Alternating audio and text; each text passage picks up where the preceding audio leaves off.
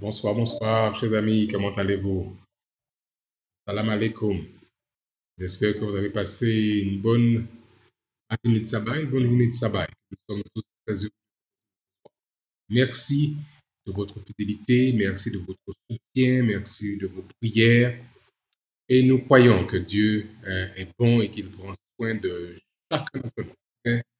Je suis très heureux de vous retrouver, de savoir que vous êtes là, ça fait bien pour continuer à avancer dans cette mission, dans ce défi que nous avons, mais surtout dans ce moment de partage que nous avons avec vous autour de la parole de Dieu.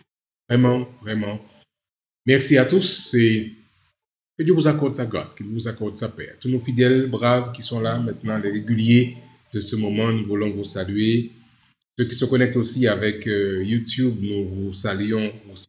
Jésus-Christ, nous croyons que Dieu est en train de visiter la terre. Il est en train de nous accorder ces derniers moments, nous préparer afin de faire face au temps de la fin. Et nous croyons que ces moments sont donc très, très importants.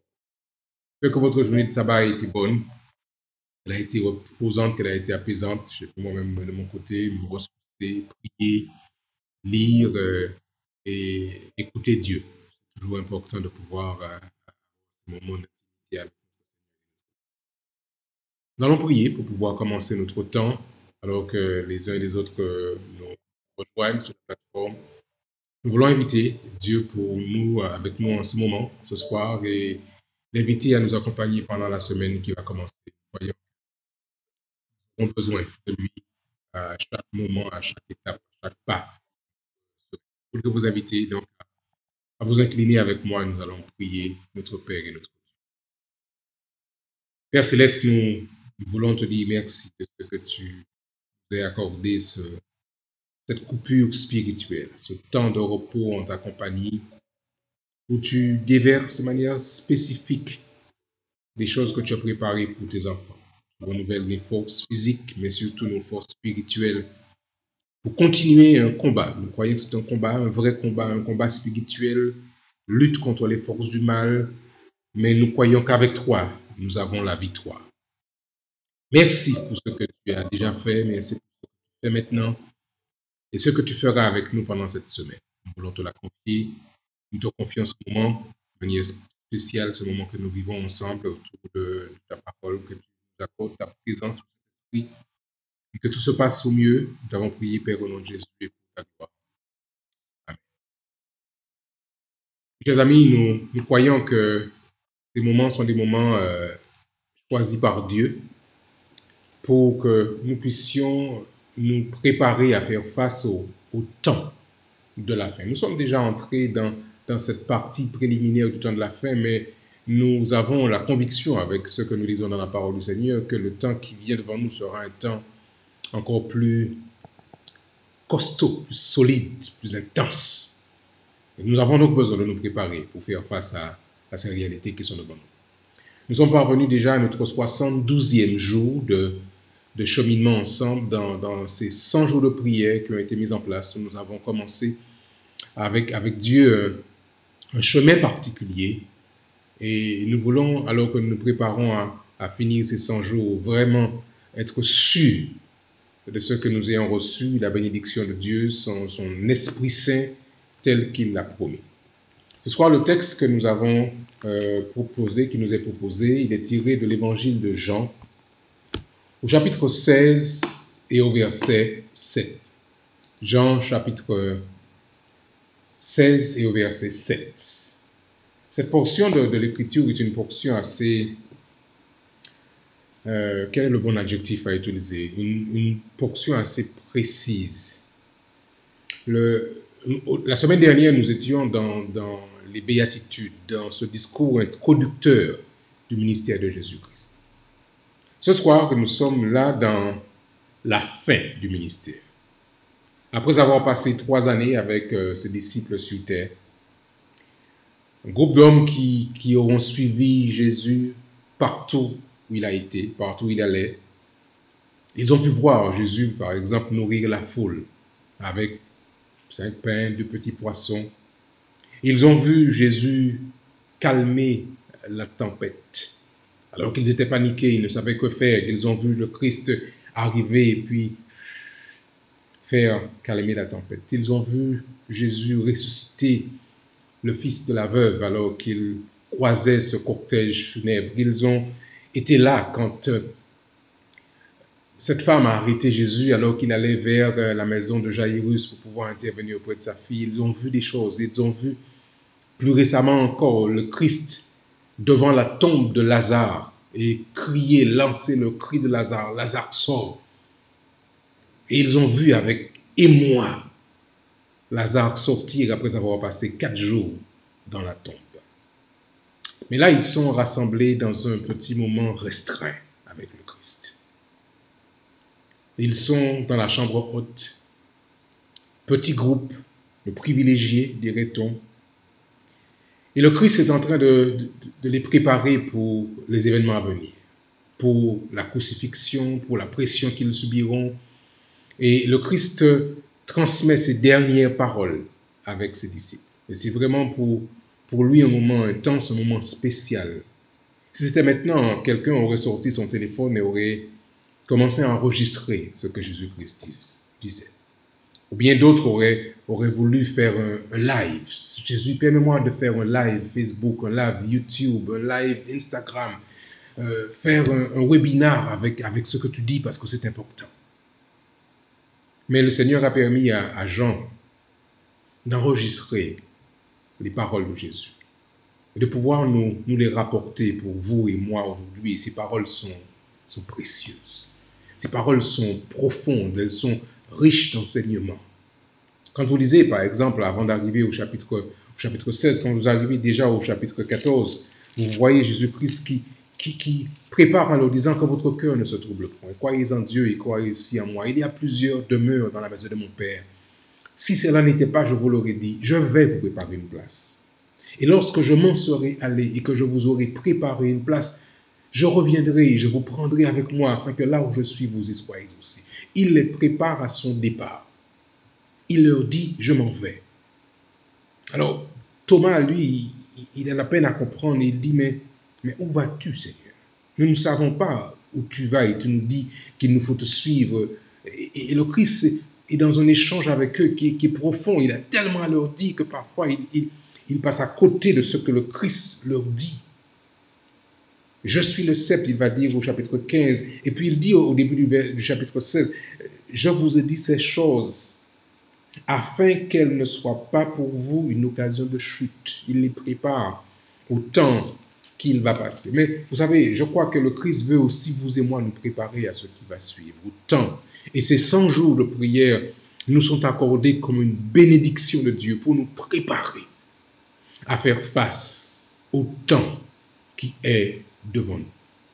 Parvenus au verset 7, le verset qui nous intéresse pour ce soir. Voilà ce que le Christ leur disait ce jour-là. Jean chapitre 16 et au verset 7. Cependant, je vous le dis, ou je vous dis plutôt la vérité. Il vous est avantageux que je m'en aille. Car si je ne m'en vais pas, le consolateur ne viendra pas vers vous. Mais si je m'en vais, je vous l'enverrai. Le Christ a accepté de pouvoir se dépouiller de son omniprésence en prenant la forme humaine, en consentant ce sacrifice ultime à prendre la forme de nous, vous et moi, pour venir mourir sur la croix du Calvaire et nous ouvrir la clé de l'espérance. Mais il dit, puisque j'ai fait ce sacrifice et que je m'en vais, je retourne vers mon Père, ma mission est accomplie. Vous avez simplement besoin d'une aide, d'une présence, de soutien. Il disait d'ailleurs, il leur avait dit d'abord, je ne vous laisserai pas orphelins, vous ne serez pas abandonnés. Et là, il leur dit de manière plus précise, je vous enverrai le consolateur. Et c'est tellement précis qu'il leur dit, je vous le dis dans la vérité. Ce que je vous dis, c'est la vérité. Ces paroles sont certaines. Enregistrez ceci. Il est avantageux que je m'en aille, afin que l'Esprit Saint vous soit envoyé, le consolateur.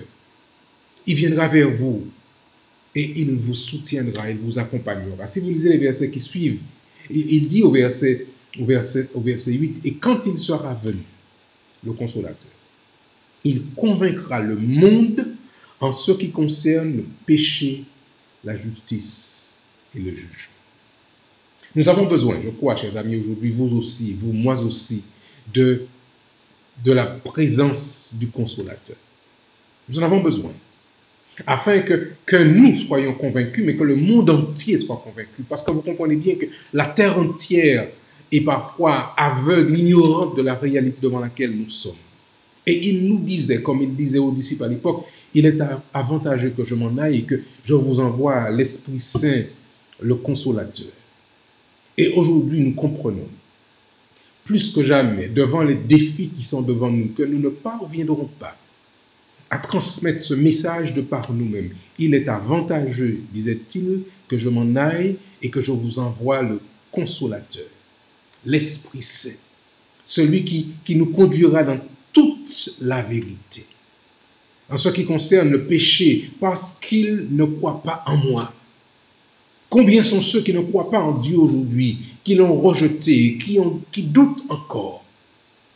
Or, il le disait encore à ses disciples il n'y a pas si longtemps, je suis le chemin, la vérité et la vie. Nul ne vient au Père que par moi. Mais il faut que quelqu'un leur montre le chemin. Il faut qu'il soit reconnecté avec le Christ. Et le consolateur, l'Esprit Saint, nous aidera à réaliser ce travail pour révéler, une fois de plus, la réalité, le rôle, la mission qu'opère Jésus-Christ.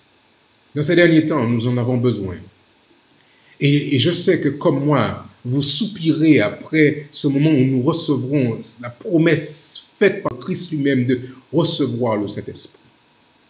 En effet, dans le livre Jésus-Christ, à la page 675, un livre que je vous recommande, un livre fantastique qui retransmet la réalité de la personne du Christ. Ellen White déclare dans ce livre, à la page 675, le livre Jésus-Christ, le Saint-Esprit était le plus excellent de tous les dons qu'il put solliciter de son Père pour le bien de son peuple. Il devait être donné comme moyen de régénération sans lequel le sacrifice du Christ serait inefficace. Et ce serait un drame de voir que, après avoir consenti un tel sacrifice, que ce sacrifice soit inefficace. La résistance, elle dit encore, la résistance au péché et la victoire ne serait pas rendue possible qu'au moyen de la troisième personne de la divinité.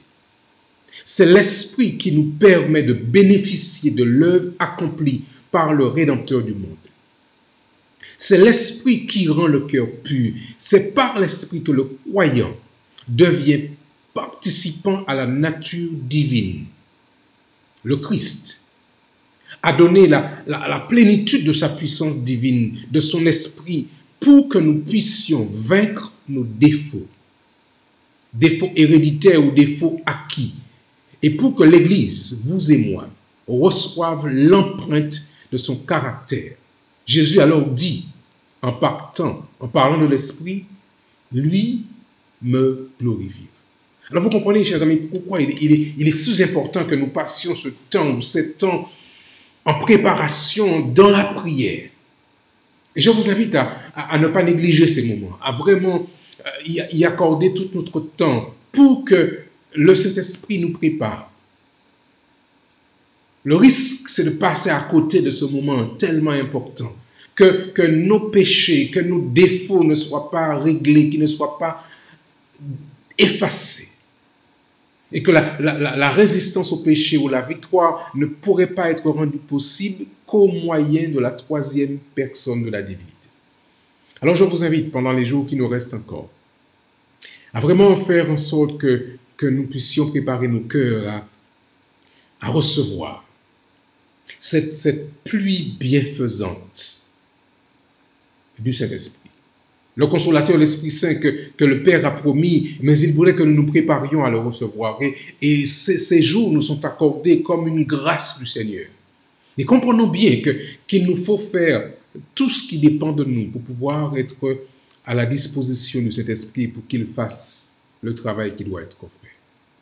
Alors je vous invite, pendant le temps qui nous reste, à en parler autour de vous, à être des porte-parole du Seigneur pour que le plus grand nombre avec nous vive cette expérience qui nous reste. Nous sommes dans le dernier mois, la dernière ligne droite de ce temps que Dieu nous donne pour nous préparer à recevoir le Saint-Esprit. Je vous invite à vous préparer à recevoir ce don merveilleux que représente le Saint-Esprit. Le Saint-Esprit fait partie, bien sûr, vous le comprenez bien, du trio céleste, la divinité. Il nous a été envoyé comme un don offert par Jésus-Christ, le cadeau qu'il nous fait. Il parle, il dirige, il condamne, il aide, il réconforte, il transforme, mais il nous donne par-dessus tout le pouvoir pour réaliser la mission. Alors, je pense que vous êtes comme moi, à l'aise pour inviter le Saint-Esprit dans votre vie, l'accueillir dans notre vie, afin qu'il prenne toute la place, qu'il nous lave, qu'il nous purifie, qu'il nous restaure, et que nous puissions nous préparer à faire face au temps qui est devant nous. Nous sommes à notre 72e jour et croyez-moi, chers amis, nous comprenons, nous mesurons l'importance, j'oserais dire la gravité, sans être catastrophique, mais la gravité du moment dans lequel nous sommes.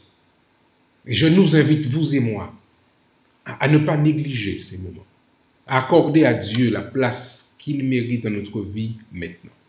Nous allons prier pour pouvoir commencer cette semaine et nous confier à Dieu.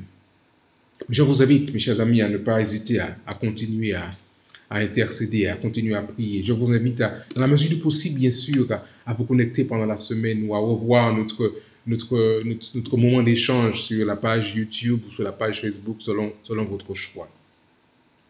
Mais vraiment, que cette chaîne que nous formons, que cette équipe que nous formons, soit une équipe qui se fortifie, afin que nous puissions vivre, je le prie sincèrement, vivre cette explosion qui sera provoquée par le don final que Dieu a promis à ses enfants. Nous avons des raisons déjà de louer Dieu, de ce qu'il a déjà fait. Nous avons de nombreuses raisons, de nombreux sujets de gratitude. Ce temps de prière, c'est une célébration que nous pouvons faire. C'est un cadeau que Dieu nous fait. Nous remercions pour l'exaucement des prières qu'il a fait pour vous et pour moi. Nous avons fait allusion à certaines de ces prières hier soir. Je voudrais rappeler cependant Edwige, pour laquelle nous avons prié et pour laquelle je voudrais vous inviter à continuer à prier. Edwige nous appelle à prier pour elle par rapport à ce combat spirituel. Elle dit avec honnêteté qu'elle lutte dans sa vie par rapport à des forces du mal qui l'empêchent d'avancer. Et elle voudrait avoir la victoire. Joignez-vous à moi pour que nous puissions intercéder pour elle. Edwige, elle présente aussi son fils Michael, elle présente aussi sa fille Linda qui doit passer des examens. Soutenons-nous les uns les autres par la prière. Nous voulons encore remercier Dieu pour ce qu'il a fait pour Gisèle. Nous voulons remercier tous ceux qui se connectent sur les différentes plateformes. Je pense par exemple à Georges Modeste qui se connecte de la Guadeloupe et qui remercie Dieu pour ces moments. Nous avons vraiment que Dieu à remercier. C'est lui qui fait pour nous ces choses fantastiques. Et nous voulons vraiment ce soir, alors que nous commençons cette semaine, vous inviter à vous incliner avec moi. Nous allons prier notre Dieu. Nous pensons à nos frères et sœurs qui sont au Nigeria, qui sont encore affectés par la persécution, harcèlement de ces bandits qui le font parfois même sous la protection des fonctionnaires locaux. Nous pensons à ces différents projets qui se passent dans le monde entier. Il y a un centre qui est en construction du côté de Punkak, dans l'ouest de Java. Et ils disent que pour réaliser cette mission, il faut véritablement un miracle du Seigneur. Tellement les situations financières sont complexes. Je pense par exemple à cette école que nous avons commencé à construire ici à Dakar, arrêtée depuis près de 2 ans, faute de moyens. Mais là encore, nous croyons, chers amis, nous croyons que Dieu est tout-puissant et que le miracle est possible. Mais nous vous invitons à vous joindre à nous dans cette démarche de prière pour que Dieu nous surprenne comme il sait toujours le faire. Nous pensons par exemple à ce centre qui a été mis en place, le centre Origine, dans les îles Galapagos. Vous vous rappelez ce lieu où Darwin avait lancé son fameux mouvement sur l'évolution. Mais nos frères ont mis en place sur cette île Galapagos un site où qu'ils partagent avec les touristes sur les origines du monde selon la Bible. Et les touristes qui passent découvrent ce centre et découvrent que Dieu avait déjà mis en place son projet de création. Donc nous prions pour ce qui se passe là-bas aux îles Galapagos. Prions pour ceux qui sont malades aussi du Covid-19, que Dieu continue à les accompagner, que les poches là où les choses remontent, que Dieu puisse encore calmer les choses et que finalement nous soyons débarrassés de ce fléau du Covid-19, mais que nous restions vigilants quoi qu'il arrive. Je vous invite, mes chers amis, à vous incliner avec moi. Nous allons parler à notre Dieu pour commencer cette semaine. Père éternel, nous voulons te dire merci pour ton amour. Les mots ne suffiront pas pour te dire combien nous sommes reconnaissants pour le sacrifice que Jésus a consenti pour nous accorder la vie. Mais tu nous dis toi-même qu'il était avantageux que tu t'en ailles afin que nous recevions le Saint-Esprit. Alors Père, nous voulons nous préparer à recevoir ce don que tu nous fais. Après avoir fait le don gratuit de Jésus, de la vie que tu nous donnes, tu nous fais encore un don par excellence, le don du Saint-Esprit, le consolateur, l'Esprit Saint, qui nous conduira dans toute la vérité. Alors Seigneur, nous voulons que tu nous prépares à recevoir ce don. Nous voulons accueillir ce Saint-Esprit pour qu'il puisse achever l'œuvre en nous, cette œuvre de purification, de nettoyage profond, pour que nous soyons marqués par ton sceau et faire partie des rachetés qui t'acclameront quand tu reviendras très bientôt. Seigneur, nous voulons te confier cette semaine. Nous ne savons pas ce qu'elle nous réserve, mais nous croyons qu'avec toi, nous irons de victoire en victoire. Bénis ton peuple, bénis tes enfants sur la surface du globe, ceux qui sont malades, ceux qui sont affectés par le Covid-19 ou par une autre maladie, Seigneur. Restaure leur santé physique, mais par-dessus tout, restaure cette santé mentale dont nous avons tous besoin. Nous te présentons, Seigneur Edwige, qui a sollicité le soutien de cette équipe pour plaider auprès de toi, pour que tu puisses, avec l'autorité que tu détiens, chasser ces forces du mal qui perturbent ta fille. Sois avec elle, avec ses enfants, avec Michael, avec Linda. Sois avec, Seigneur, toutes ces actions qui ont lieu sur la surface du globe, à Java, cette action qui est organisée du côté des îles Galapagos, Seigneur. Sois avec toutes ces actions. Pense à l'action qui a commencé ici au Sénégal, avec les défis que nous avons, Seigneur, et le miracle dont nous avons besoin pour pouvoir reprendre la construction de cette école à ta gloire. Seigneur, nous croyons que tu peux le faire. Et nous te confions tous ces défis, non pas dans une position de défaitisme, mais avec l'assurance que tu as déjà la victoire, puisque tu es notre Seigneur et notre Dieu. Je te confie cette semaine. Je te confie nos amis qui sont là rassemblés avec nous. Que tu sois avec chacun.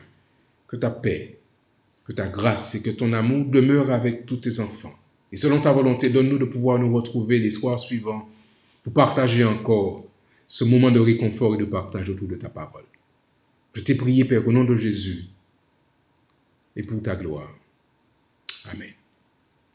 Amen. Je veux encore vous remercier, chers amis, d'avoir accepté d'être des partenaires avec nous dans ce moment. Je prie que Dieu continue à vous bénir. Qu'il continue à vous accorder sa grâce, ses grâces. Bonsoir à chacun d'entre vous. Bon courage en Jésus. Que Dieu vous aide, qu'il vous garde. Restons ouverts à l'influence de cet esprit. Je vous dis donc à tous, bonne soirée, bonne semaine, que Dieu vous garde, qu'il vous bénisse. Ils disent dans le créole de chez moi aux Antilles, à la Martinique, plus force. Je vous dis plus de force en Jésus, plus de courage en Jésus. Dieu vous garde, qu'il vous bénisse. Rendez-vous demain soir, Dieu voulant, sur cette même plateforme, sur ce même plateau, pour partager encore des moments bénis avec chaque notre. Qui vous accorde ses grâces et nous espérons nous retrouver selon sa volonté ensemble demain soir. À très bientôt et que Dieu vous bénisse tous.